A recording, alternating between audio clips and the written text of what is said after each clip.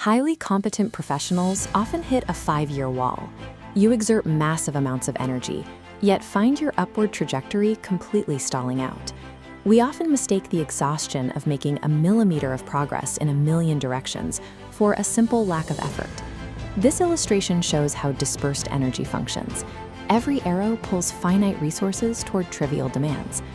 Daniel Kahneman notes our analytical system 2 is lazy, deferring to system 1's automatic heuristics. Gretchen Rubin calls this the obliger tendency, instantly meeting others' expectations over your own ambitions. Operating on these default cognitive settings guarantees burnout without advancement. You become highly efficient at executing other people's priorities, turning your own competence into the very mechanism that traps you. Inside the daily reality of the workplace, this stalled energy forces you into a defensive posture. You operate reactively, hoarding limited time and bracing for the next influx of external demands. Rachel Rogers identifies this defensive posture as a shrinking mindset.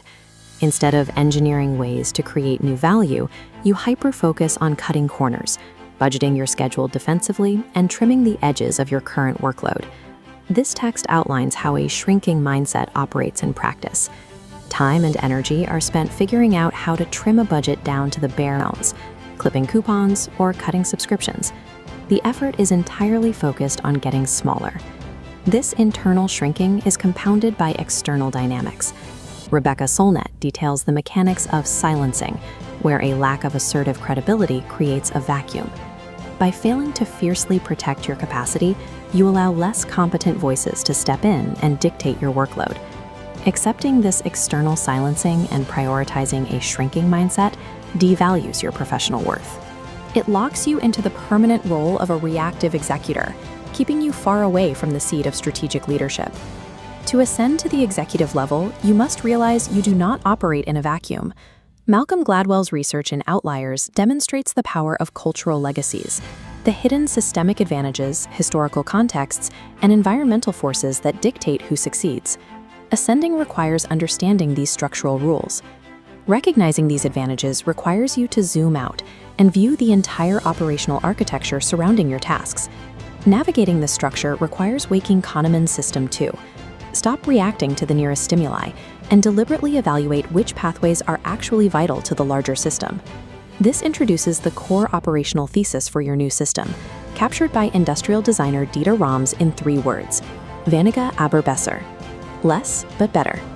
Grasping this systemic context means you stop fighting localized micro-level friction. You begin selecting only the inputs that yield maximum leverage. The first tactical execution requires conquering the dangerous assumption of "I have to." You replace that reactive posture with the deliberate power of "I choose to." This diagram illustrates the danger of accommodating all incoming demands. Notice the dark intersection where the 3 circles overlap. Operating at the intersection of everything, popular, and now creates the highest point of frustration. Existing here traps you in the trivial many. You escape this trap by pivoting from Rogers' concept of shrinking to expanding. You set rigid boundaries and outsource non-essential tasks, freeing up the precise capacity required for high-leverage work. Rogers calls the result million-dollar systems. You build automated, abundant decision frameworks that structurally increase your earning potential while eliminating daily decision fatigue. Ruthlessly eliminating the non-essential and automating the rest shifts your position. You cease being a passive order taker and become the strategic architect of your own value. Applying these disciplines shifts your trajectory toward a deliberate operational rhythm. By shedding the drag of trivial obligations, you unlock sheer operational velocity. This is the central paradox of Greg McKeown's essentialism. An executive produces more and brings forth more results actively by removing obstacles rather than adding new tasks. Sustaining this velocity requires making million-dollar decisions. You grapple with difficult trade-offs and assert your voice with unquestionable credibility, ensuring your time is spent strictly where it matters. This second illustration shows the alternative to the fractured circle. By focusing your energy into a single direction, your essential efforts achieve a smooth, rapid, and vertical passage. Scaling a career requires an engineered system where you focus exclusively on your highest point of contribution, establishing the leverage required for executive leadership.